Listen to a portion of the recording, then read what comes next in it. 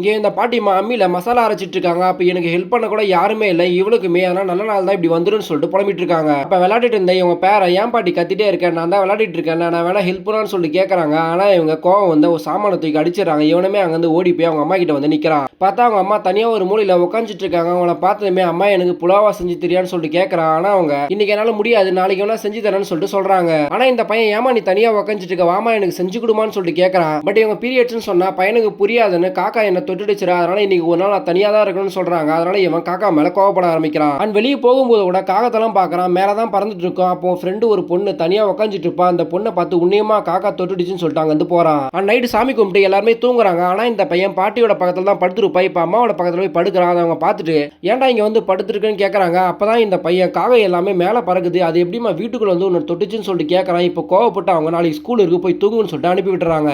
And next day இந்த பையன் school கிளம்பி போயிடறான். இவங்க அம்மாவை குளிக்கிறதுக்காக வெளியே உட்காந்துட்டு இருக்காங்க. அதை பார்த்து அவங்க அத்தையுமே இன்னுமா குளிக்காம இருக்குன்னு சொல்லிட்டு திட்டுறாங்க. அண்ட் இந்த பையன் போறவே இல்லை. இறந்து போனவங்களுக்கு கொஞ்சம் பேர் படையெல்லாம் வச்சு காக்கா வரணும்னு சொல்லிட்டு வெயிட் பண்ணிட்டு இருப்பாங்க. ரொம்ப நேரம் ஆகிய வராம இருக்கும். இந்த பையனுமே பார்த்துட்டே இருக்கா. அப்ப அந்த காக்காவும் வந்துடும் சாப்பிடலாம்னு சொல்லிட்டு வரா. ஆனா இந்த பையன் கல் எடுத்து அந்த காக்காவை கோவத்துல துரத்தி விட்டுறான். தென் ஸ்கூல்ல விளையாடிட்டு இருக்கும்போது அவன் ஃப்ரெண்டு கிட்ட காக்கா உன்னை தொட்டிருக்கான்னு சொல்லிட்டு கேட்கறான். ஆனா இவன் காக்காலாம் என்ன தொட்டதில்லடா, அந்த காக்கா மூலியமா பெரியவங்களாம் வீட்டுக்கு வருவாங்கன்னு சொல்லியிருக்காங்க, அது மட்டும் தான் எனக்கு தெரியும்னு சொல்லிட்டு போறான். ஆனா ஒரு டீச்சரை பார்த்து இந்த டீச்சர் எல்லாம் காக்கா தொட்டே இருக்காது போல்துடா, டெய்லியுமே ஸ்கூலுக்கு வந்துட்டு இருக்கான்னு சொல்லிட்டு கேட்கறாங்க. அதை கேட்ட டீச்சருமே நிக்க வச்சு அடிச்சு அனுப்புறாங்க. அப்ப பின்னாடி பெரியவங்களோட போட்டோலாம் போட்டு படிப்பு தான் ரொம்ப முக்கியம்னு சொல்லிட்டு எழுதி வச்சிருக்கோம். ஸ்கூல்ல விட்டதுமே இந்த பையன் கையில சாக்லேட்டை வாங்கிட்டு நடந்து வந்துட்டு இருப்பான். அப்ப திடீர்னு பார்த்தா காக்காவோட சாக்லேட்டை புடிங்கிட்டு போயிடும். இவனுமே காக்காவை துரத்தி பார்ப்பா, முடியாம போயிடும். சோ வீட்டுக்கு வந்துடுறான். அப்ப இவங்க அம்மா சாப்பிட வாடான்னு சொல்லிட்டு கூப்பிடுவாங்க. ஆனா இந்த பையன் போய் அவங்க அம்மா எப்படி படுத்தாங்களோ அதே மாதிரி தனியா படுத்துக்கிறான். இவங்க அம்மாவும் என்னடா ஆச்சுன்னு கேட்கறாங்க. பார்த்தா என்னையுமே காக்கா தொட்டுச்சுமா, அதான் தனியா படுத்துருக்குன்னு சொல்றான்.